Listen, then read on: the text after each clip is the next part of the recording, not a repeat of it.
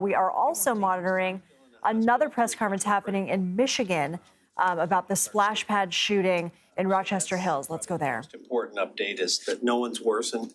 The young child that had the head wound, he's made amazing progress. I saw him yesterday, and the father, they're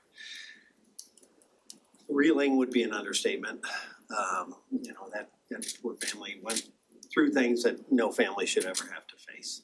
You've got a family of 4 and 3 are in the hospital. But the beauty sometimes of youth is they've got strength and resilience in their little bodies, and he seems to be doing well, but there's still a lot of challenges ahead. So that's the update on the individuals as it relates to that.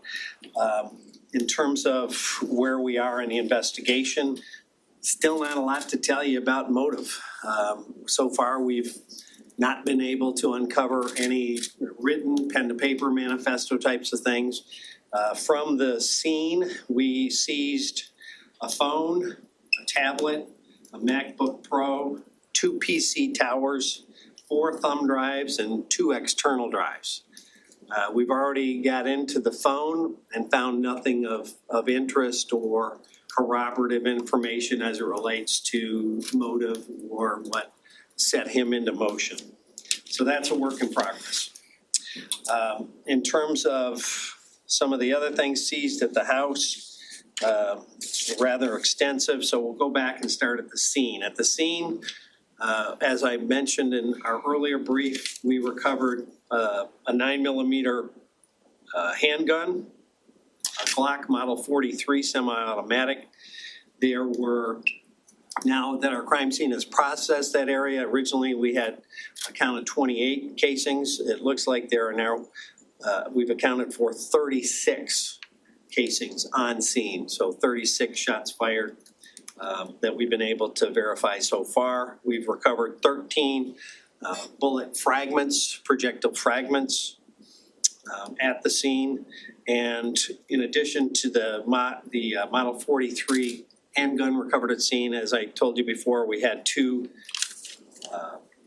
additional magazines of one brand and one smaller brand, a 6-round magazine. Further investigation leads us to believe that he did have 2 handguns on scene. And probably we're going to believe at this point that one of the handguns he had on scene was the firearm he used to shoot himself back at the home. So recovered at the home, we recovered 1 Glock 19 semi-automatic handgun, a Sears Model 3030 rifle, a Mossberg 410 bolt-action shotgun, a Spikes Tactical AR model multi-cal 223 rifle. That was the picture that I showed from our drone. That picture that I showed at the press conference earlier was a drone shot when our drone made entry into the home. That was on the kitchen table.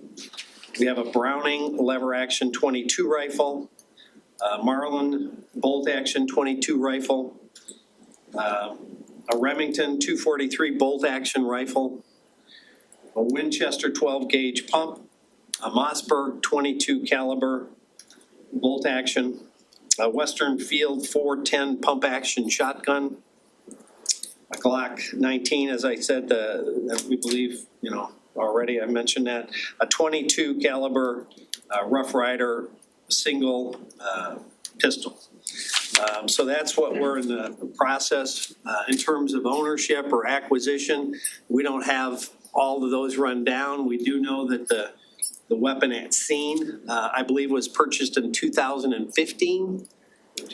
2015, legally by him.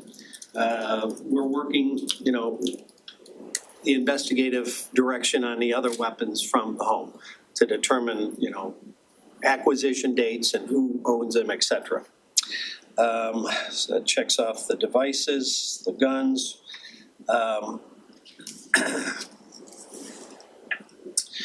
One thing I want to point out is, we get a lot of questions on help, where to go for help. So on our webpage, oaklandsheriff.com, there's a very obvious link to a lot of different resources, mental health, counseling, whatever you might need. Be accessible from that page. We're partnering with Community Health. Common Ground is a big partner of ours.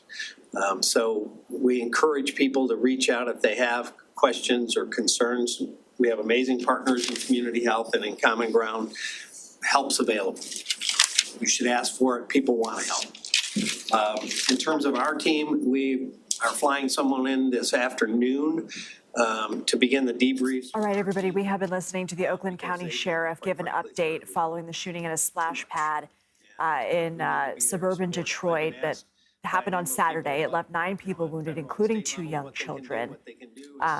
Thankfully, the sheriff says none of those wounded have seen their conditions worsen. In fact, one of the children who is in the hospital says he's been making amazing progress. He's one of a family of 4, 3 of which are in the hospital just in a tragedy. And the sheriff also describing really what sounds like an arsenal that was in the suspect's home of weapons.